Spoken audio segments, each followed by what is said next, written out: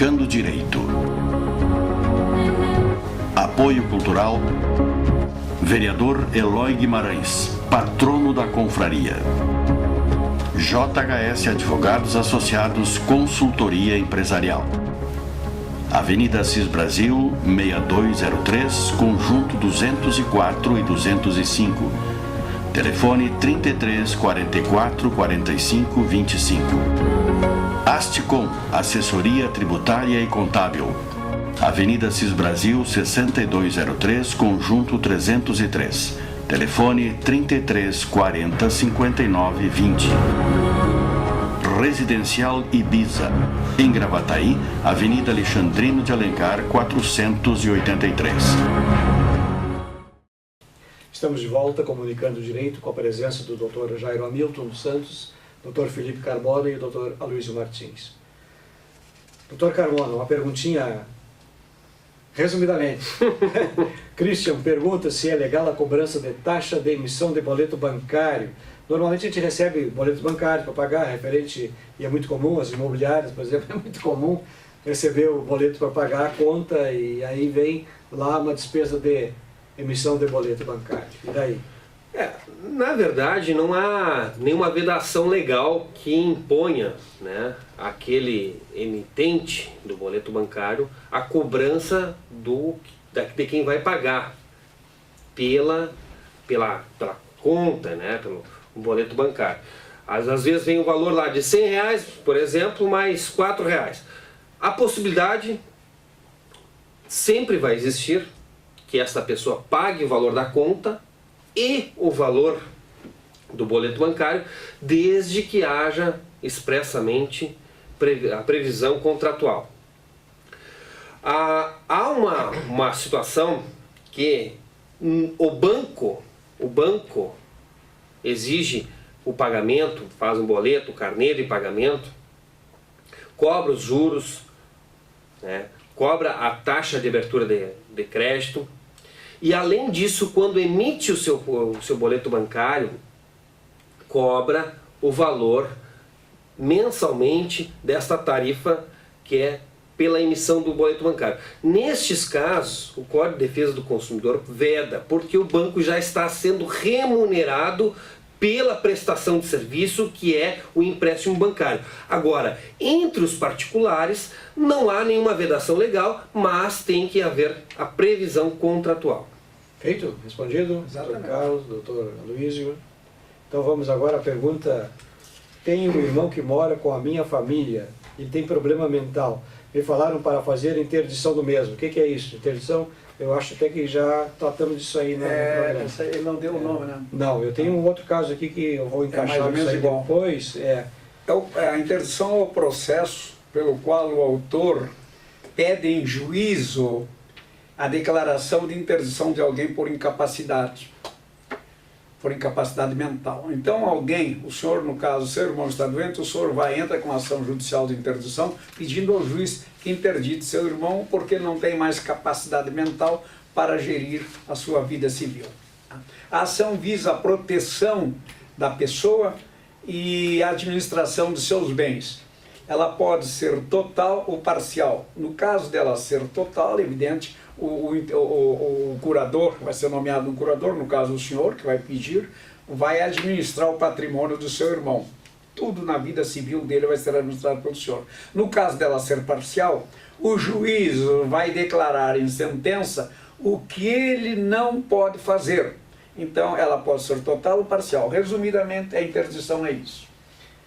Doutor Aloysio, doutor Carmona. Na verdade, a interdição é o reconhecimento judicial da incapacidade civil daquela pessoa que apresenta uma doença mental, que impede de exercer os atos da vida civil. Se justifica a interdição quando a pessoa tem patrimônio.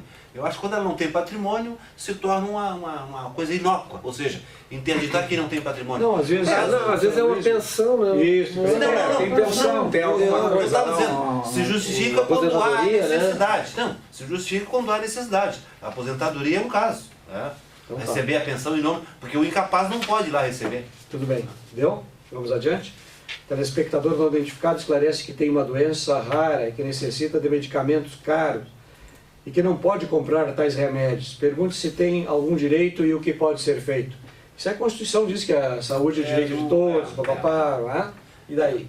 Isso aí ela pode, como a Constituição, como o doutor Celso bem disse,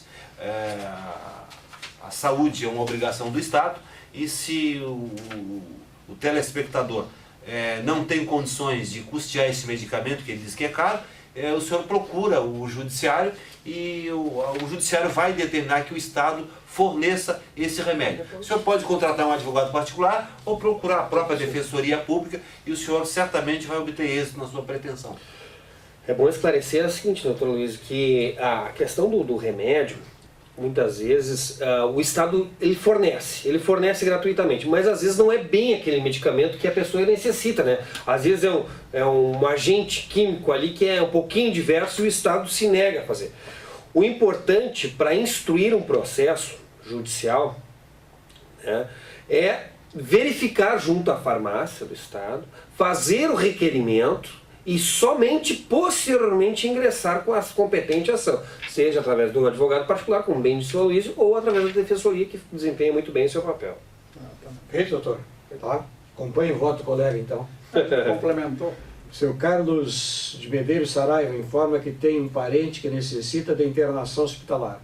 Não tem plano de saúde. O SUS informa que não tem vaga na rede hospitalar para a sua internação. Isto é o comum que está ocorrendo aí, né? O SUS não tem vaga, os doentes estão lá nos corredores esperando vaga. E daí, doutor Aloysio? Uma vez um oficial de justiça chegou lá com um mandato para fazer o sujeito baixar, não tinha vagas, aí o médico chamou ele e levou lá no UTI e disse para o oficial de justiça: agora o senhor escolhe aí qual deles que eu tiro para dar lugar para o seu interessado. Todos que estão na UTI não podem sair, evidentemente, né? Então tem que sair um para entrar outro. É a lei da física. Dois corpos não podem ocupar o mesmo lugar no mesmo Mas instante. isso por que isso ocorre? Ocorre porque a nossa saúde está um caos. Por que a saúde está um caos? Porque o governo não cuida da saúde. Esse dinheiro que nós pagávamos, aquela fortuna, era um rio de dinheiro, era um caminhão de dinheiro que entrava por dia com um CPMF, que era destinado exclusivamente à saúde. O que foi empregado na saúde? Nada. Foi desviado para outros locais. Se aquele dinheiro da CPMF que durou não sei quanto tempo tivesse sido aplicado na saúde, nós teríamos hoje uma saúde de primeiro mundo. Isso ocorre por isso. Como já passaram as eleições, nós podemos dizer assim: se os governos não fossem tão corruptos, não tivesse dólar nas cuecas, mensalão e outras coisas mais, poderiam aplicar esse dinheiro, que é a verdadeira fortuna na saúde pública. Mas, doutor Sócio, uma coisa que me intriga no que o doutor falou no início, quando estava formulando a pergunta, diz que chegou o oficial de justiça e levou até a UTI. Eu lhe pergunto, será porque era no SUS ou no particular também aconteceu isso, né? Porque às vezes no particular tem um tratamento totalmente diferente, né? No plano de saúde totalmente diferente. Enquanto o SUS, está lá o pessoal entulhado de doentes, no particular, naqueles convênios médicos lá, com todos com seus leitos, que logicamente são pagos por isso através da contribuição mensal do plano de saúde ou do particular, mas que o SUS também retribui, deveriam dar o mesmo tratamento. Às vezes, essa situação que o doutor Sócio é para impressionar.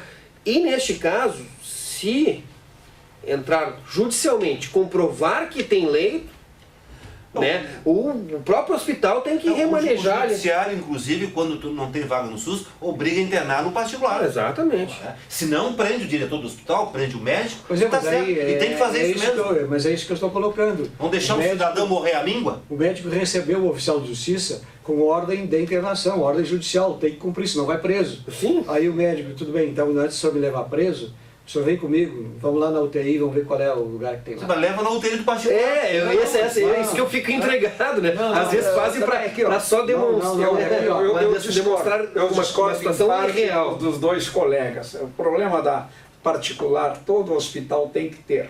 Porque se ele for sobreviver só daquilo que o governo repassa, os oficiais quebram, os hospitais vão à falência, aí não tem nem SUS, nem particular. Então, os hospitais têm que reservar, sim, um número de leitos para aqueles que pagam, que são os que efetivamente abrem as portas diariamente dos hospitais. Infelizmente, aí nós vamos deixar... se o nosso governo, se o governo central, independente de ser este ou aquele presidente, olhasse mais para a saúde pública, olhasse mais para esses casos hospitalares, nós não teríamos essa porcaria todas que nós temos aí, das pessoas não ter, às vezes, a própria sobrevivência colocada em risco, em jogo, porque não tem como baixar um hospital. Aí nós vamos deixar aquele cidadão Não. que é do SUS morrer lá no corredor. É a legítima mercantilização da vida da pessoa.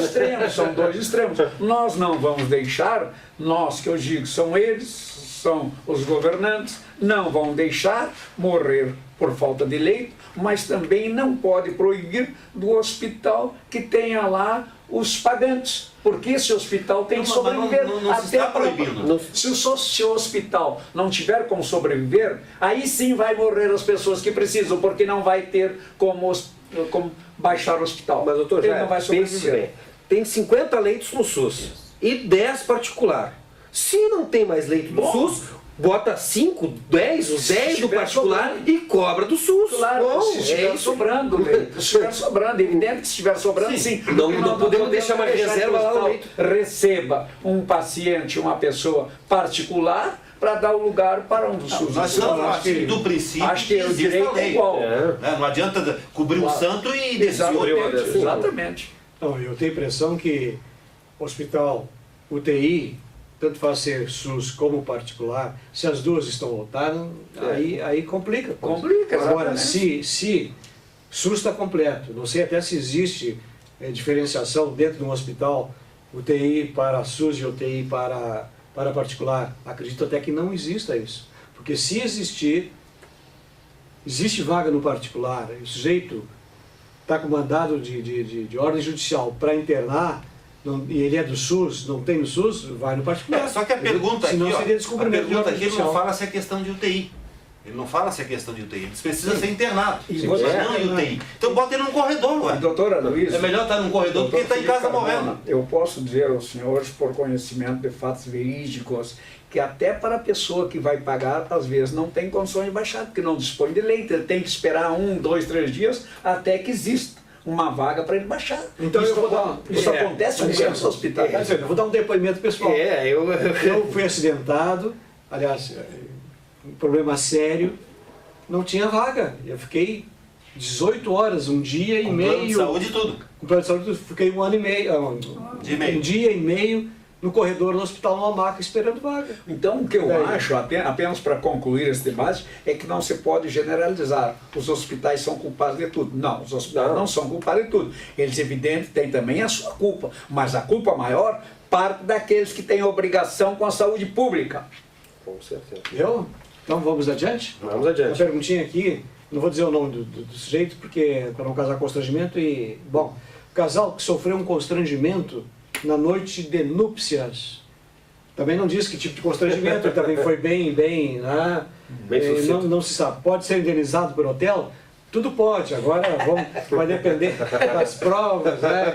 Doutor Carmona, o que você acha? Dano moral está por aí, né? Dano moral está muito utilizado. Nós temos que separar o que é o constrangimento do mero aborrecimento. Né? Aquele mero aborrecimento, a camareira bateu na porta às 10 horas da manhã enquanto o casal estava lá descansando, é um aborrecimento simples. Agora, um constrangimento é quando reserva um hotel, não se encontra, né, o leito reservado, ou um de menor qualidade, ou tem que se especificar bem que tipo de constrangimento. Mas lógico, havendo uma retaliação de ordem moral, que se sinta ofendido, o casal pode entrar junto à justiça comum, né, e tranquilamente leva o dano moral. Em princípio, em tese, o constrangimento pode levar o dano moral. Aqui o caso realmente comporta uma indenização, porque veja bem o que ele disse. Ele pagou previamente por uma suíte, que era para a noite de núpcias. Ele pagou previamente pela suíte, no dia do casamento, após, evidente, o casamento civil, o casamento religioso, etc. Tal, ele foi à festa, ele foi para o hotel certo de que aquela suíte, pela qual ele já havia pago antecipado, estava à sua disposição. O que fizeram para ele? Depois de muita discussão, muitas horas depois, já pelas 3 ou 4 da madrugada, conforme ele informa, deram um quarto. Então, quarto de hotel, apartamento de hotel é uma coisa, suíte é outra. E aí ainda com a condição de deixar este quarto às 8 da manhã, já estava reservado. O senhor tem sim direito a mover uma ação pedindo de reparação de danos e muito bem. Com certeza. Né? Eu só acho que a lua de mel aconteceu de qualquer maneira. Então, de repente, o dano Frustrada, mas aconteceu, com mero aborrecimento. Aconteceu, acho, né? Não, depois de tu chegar a esperar no quarto, Não, e outra, e o já sai de Dano cabeça. Moraes aqui, ó, é extremamente relevante, é procedente, porque era aquela noite que, especialmente a mulher, a sua esposa, certamente sonhou, imaginou, após o momento lá do casamento, aquela lua de mel. Dr. Jairo, como bom jurista, bom advogado, está enfeitando a situação.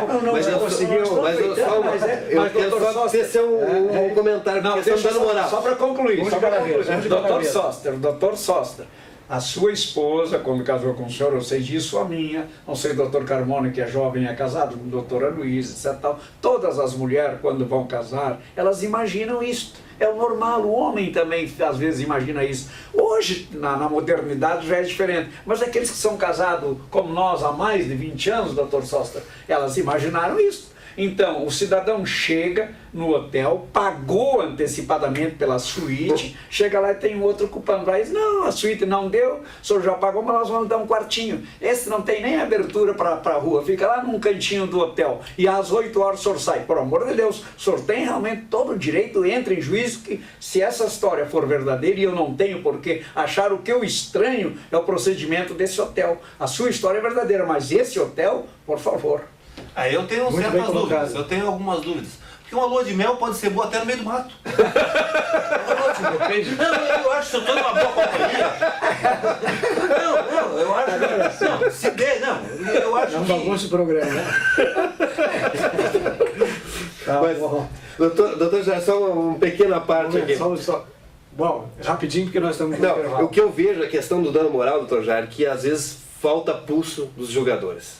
Numa situação dessa, tem que pesar a mão. Não é simplesmente dar... Foi o que eu disse. Tem que pesar a mão. Porque a gente pega uma situação constrangedora, que é o que aconteceu aqui, dá uma indenização irrisória que não contempla nada, né? Às vezes fica mais irritado ainda. Tem que procurar um advogado bem inspirado com o doutor Jair. Tá bom? Vamos para o intervalo e já voltamos.